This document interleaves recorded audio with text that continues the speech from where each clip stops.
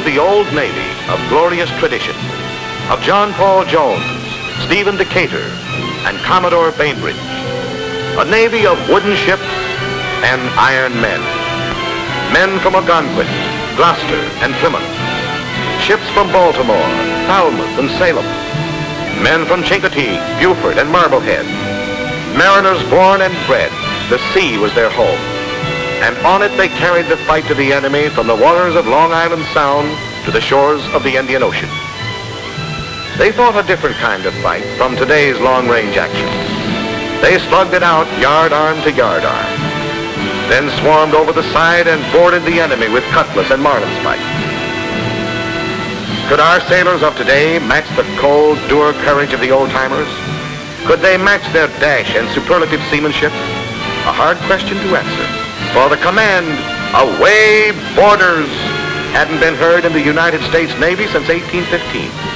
Not, that is, until the morning of June 4th, 1944, when it sounded crisp and clear from the bridge of the USS Guadalcanal off the west coast of Africa. That's our story. But first, let's go back. Back to the desperate struggle of 1941 and 1942, the Battle of the Atlantic.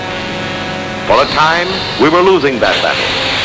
The ships that were sunk and the cargoes that went down with them were sorely needed in England, in Africa, in Russia.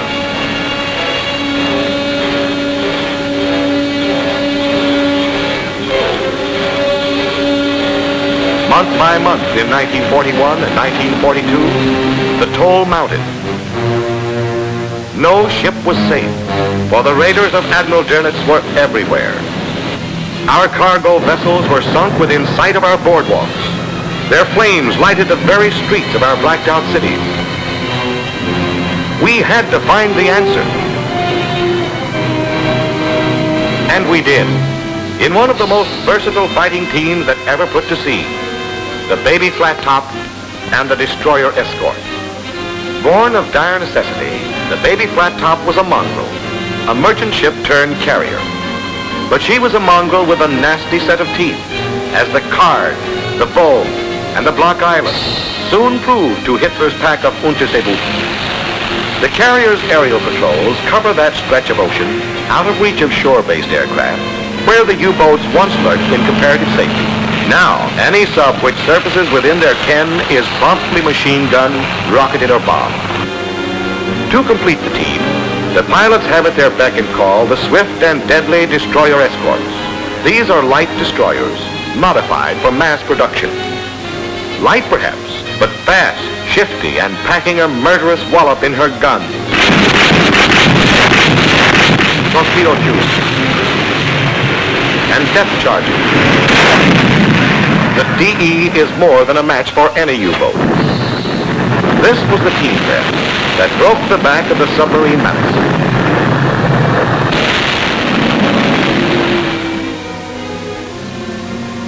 Here is our flat top, the USS Guadalcanal, fresh out of the Kaiser yards and with a name that is a dedication to all that is bravest in the American spirit. And here is her crew, as new as their ship, fresh out of boot camp and green as the cornfields that some of them come from. Boys from Scranton, Fort Worth, Ottumwa.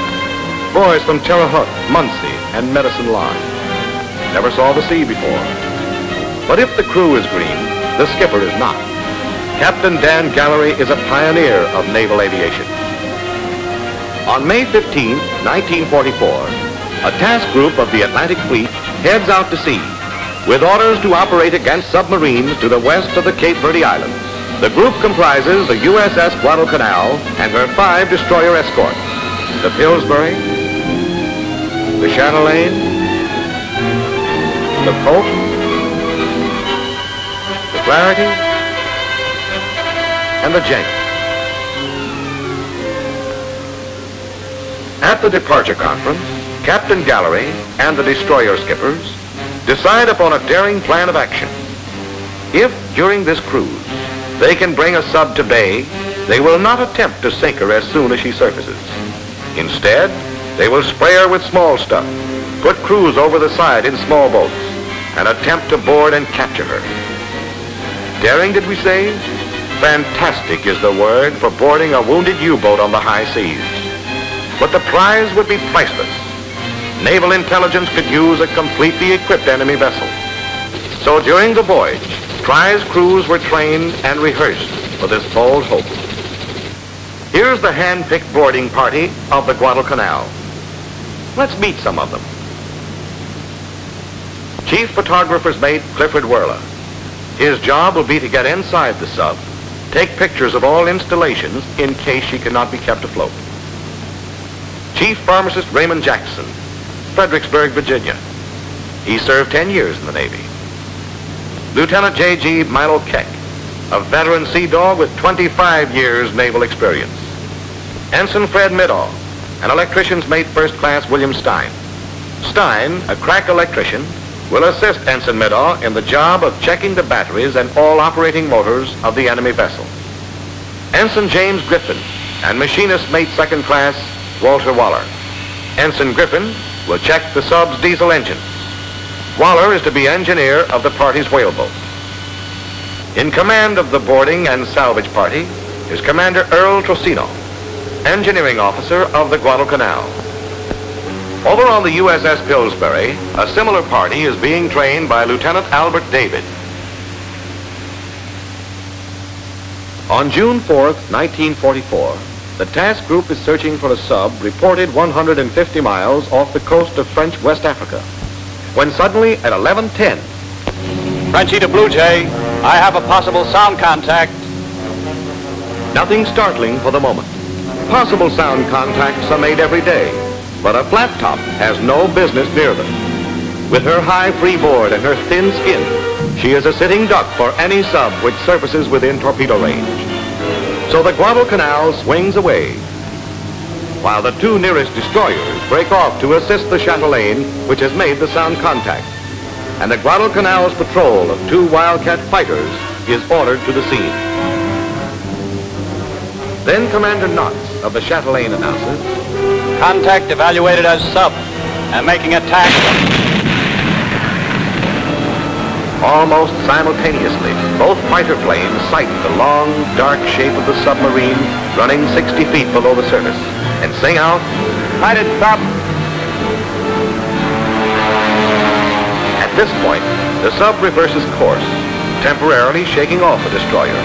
But the Wildcats can see the sub and reveal its position by firing their guns in the water at the spot where the sub is disappearing. This is a remarkable example of aircraft actually directing the attack of a surface vessel on a U-boat. At 11:21, the destroyer makes a depth charge attack.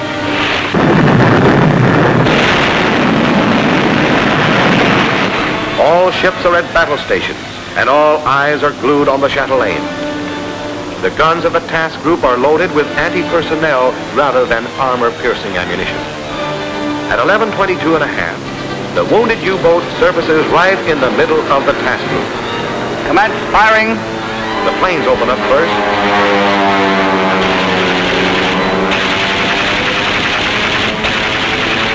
Now the brawl really begins. Go it on, lad.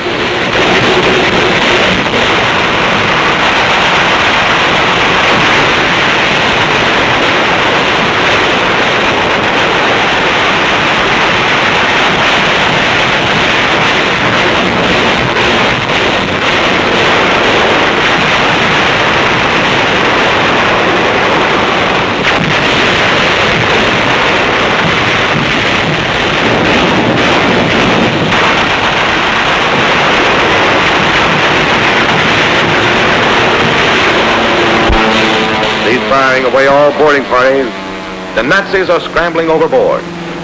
There are the Nazis in the water in their rubber rafts.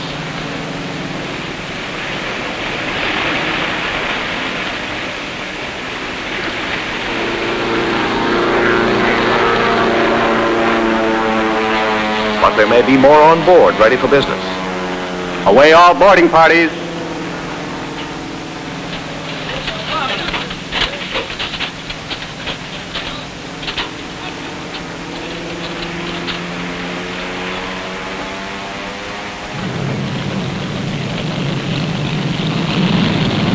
The sub's rudder is jammed, and she is running in a tight circle to the right.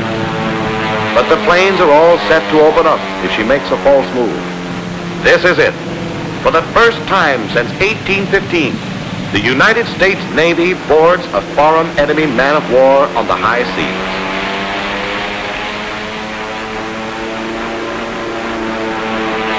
The first boarding party has swarmed aboard. Only one dead Nazi on deck. There may be live ones below. But our lads tumble down the hatch and find to their amazement that the U-505 is all theirs.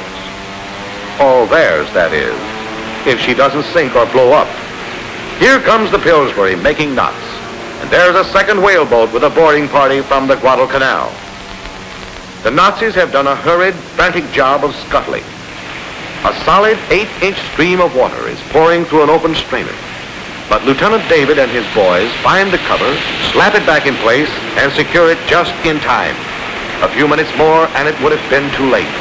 The inrush of water is checked. Each man has a different job to do, has rehearsed it for months. And now that the chips are down, they come through. The ship is thoroughly searched. But she's still running wild, and the Pillsbury and more boarders are chasing her. Finally, the Pillsbury orders, "Stop sub's engines." But when the prize crew complies, the sub sinks so alarmingly that they throw the switches to full speed ahead, and the chase begins all over again. Meanwhile, the Chatelaine is busy rescuing some very wet members of the master race. Amazingly, all but one are saved and brought on board the Chatelaine.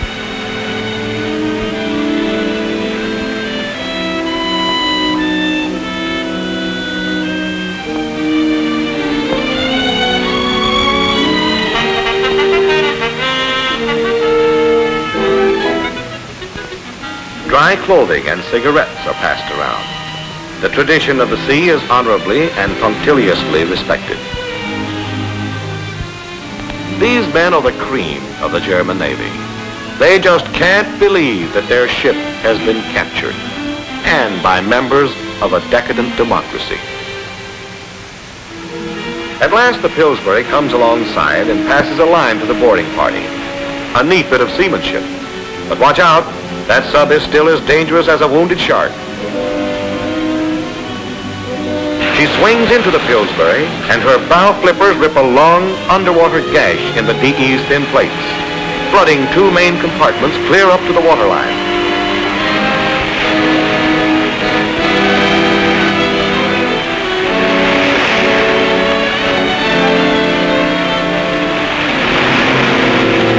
The destroyer has to cut loose and back clear. The Pillsbury radios. Sub says she has to be towed to stay afloat, but we don't think a destroyer can do it. So the Guadalcanal heads over and says on the TBS, "Destroyers stand clear. I'm going to take her in tow myself." Now we'll see whether this aviator skipper can handle a ship. It's a ticklish job hooking a flat top to a sinking sub on the high seas and in the middle of the Atlantic U-boat lanes. Look how far down she is. They've closed the hatch to keep the swells from pouring down on the boys working inside. If she goes down now, they all go down with her. Let's get that line out. There it goes, the messenger line with the big tow line at the end. This is a job to test the mettle of veteran seamen. And 4 out of 5 of those boys on the sub's forecastle are green. But there is no fumbling.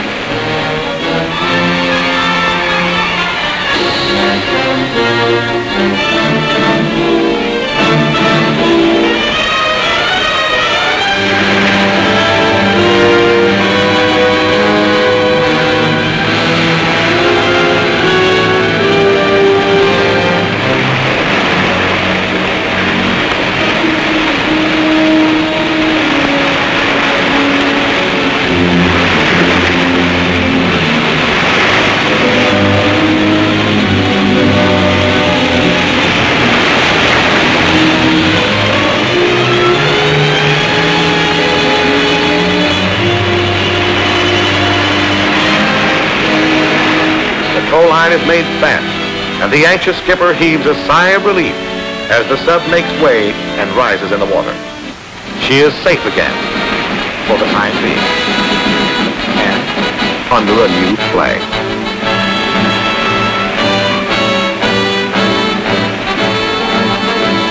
The task group forms up and on orders from the Navy Department heads for Bermuda, a grueling 2,500-mile haul with a riddled, waterlogged U-boat in tow. Normal flight operations are resumed and carried on day and night, despite the greatly reduced speed of the Guadalcanal. At times, there are only 15 knots of wind across the flight deck, and it's axiomatic that a flyer has to have 25 knots to land on a baby flat top. But these pilots land anyway, and without an accident.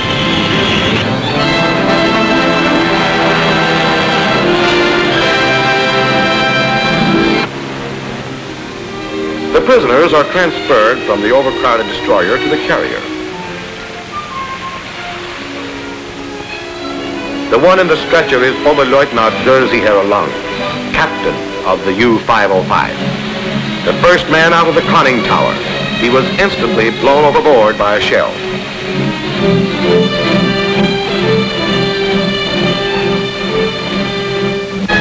During the voyage, they're brought on deck for exercises.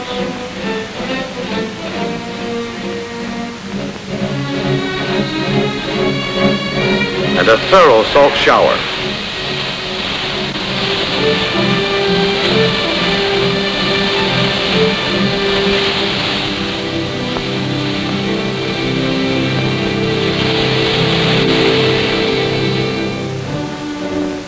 On the 7th of June, the fleet tug Abnaki joins up, and the tow is transferred from the Guadalcanal. Now comes the most anxious moment of the cruise. As she loses way, Junior, as the crew have christened the sub, sinks lower and lower in the water. The salvage party works desperately to take all movable weights out of the U-boat. Then, as the transfer is completed and the Abnaki gets underway, the clutches on the sub's engines are released, and her propellers recharge her batteries. With power aboard, her pumps work once more, and her tanks are blown out. Now she rides again at full service trim. On June 19th, the U-505 was towed into Bermuda, and there remains as a prize of war, one less wolf to hunt with the pack.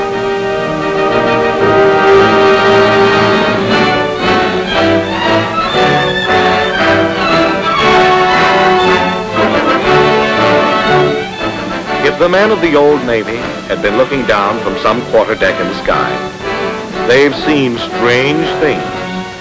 Steel ships maneuvering at high speed, roaring mechanical monsters catapulted from their decks, and an enemy vessel heaving up from the depths. But one thing is familiar. One thing hasn't changed. The courage, resolution, and hardy seamanship of the men of our Navy.